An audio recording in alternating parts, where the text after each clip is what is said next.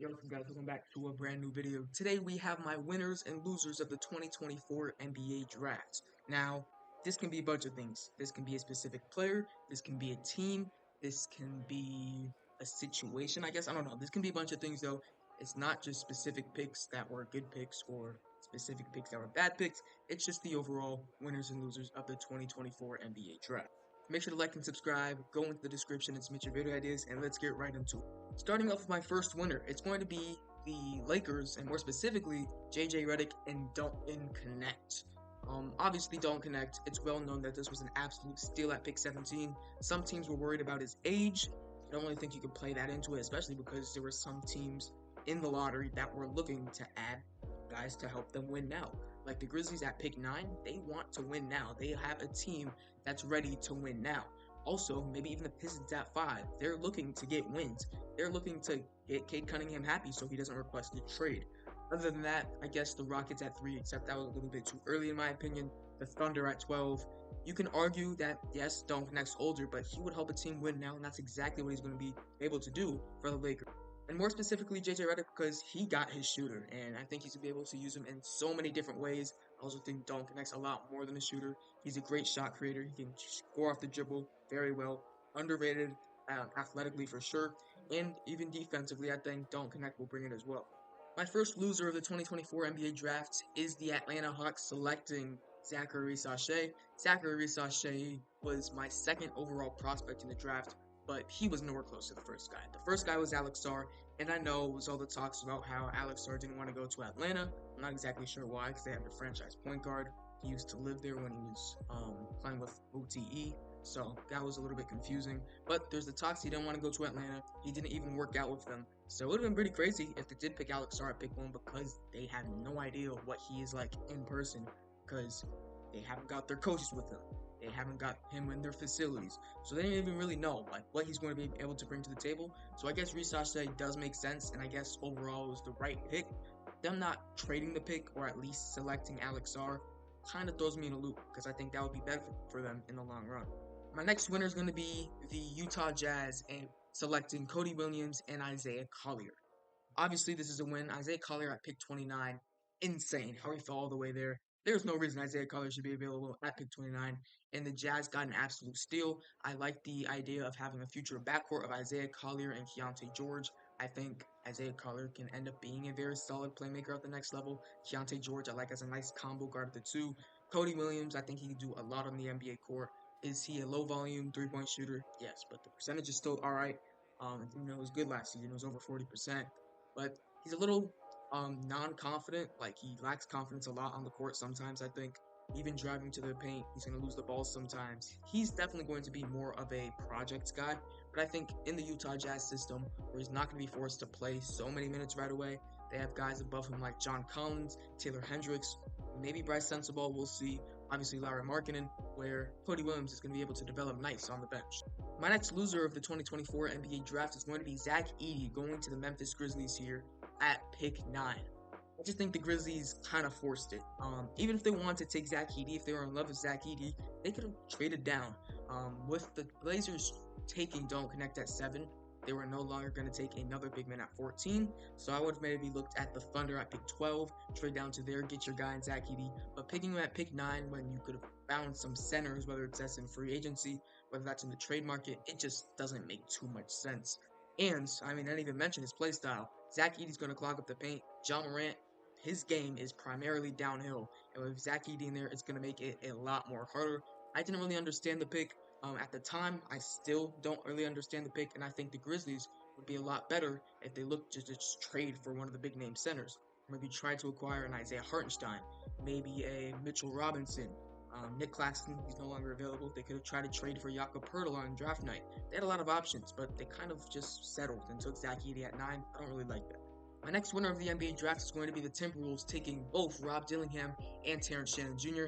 They kind of just filled up the holes on that roster with those two picks. First of all, Mike Conley, one of the oldest players in the NBA, they needed to find his replacement quickly. And I think they did do it with Rob Dillingham.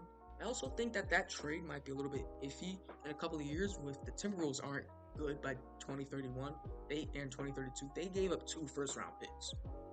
That could end up being pretty bad. But Rob Dillingham, he's going to be the Mike Conley replacement. Defense, yes, we know it's not there, but he's going to the best defensive team in the NBA. So if there's going to be any NBA team to hide Rob Dillingham's deficiencies on the defensive side of the ball, it's going to be the Minnesota Timberwolves. And then on the other side, Terrence Shannon Jr., he fills exactly what the Timberwolves needed. They needed bench scoring, and Terrence Shannon Jr. is going to be able to do that perfectly. He was one of the best scorers in college basketball last season, if not the best scorer in terms of everything he was able to do on the court. So it was the perfect buy for the Timberwolves, and I like those two guys a lot for Minnesota. My next loser is going to be AJ Johnson going to the Milwaukee Bucks.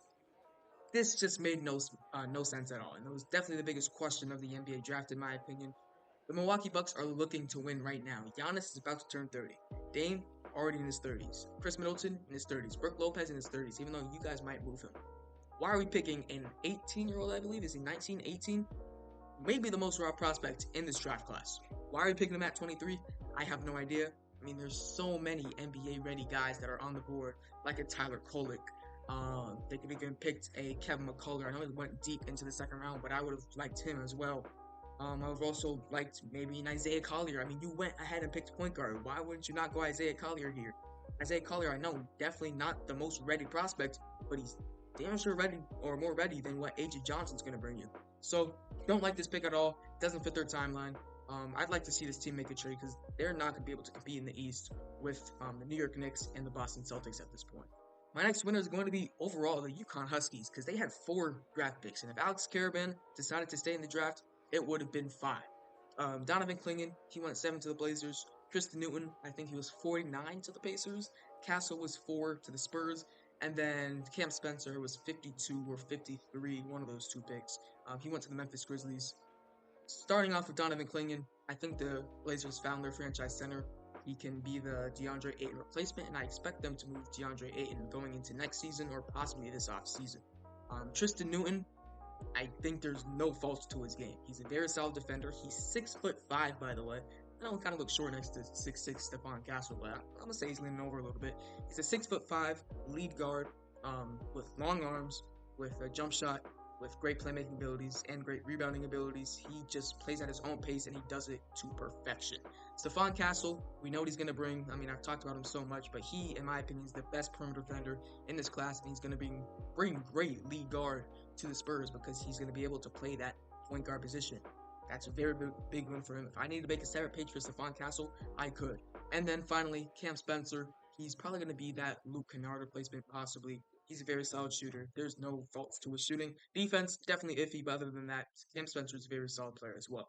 My next loser is going to be the New York Knicks selecting Pacome Dadiet. I think they could have got Pacome Dadiet, but better with the pick right before him at pick 24. They decided to trade down from 24 to 26 and let the Wizards come up and take Keyshawn George. I think Keyshawn George is a better prospect than Pacome Dadiet. Keyshawn George, I think right away you notice the 3-point shooting. It's elite. Will it play right away at the NBA level? I'm not sure, but I am sure that defense will.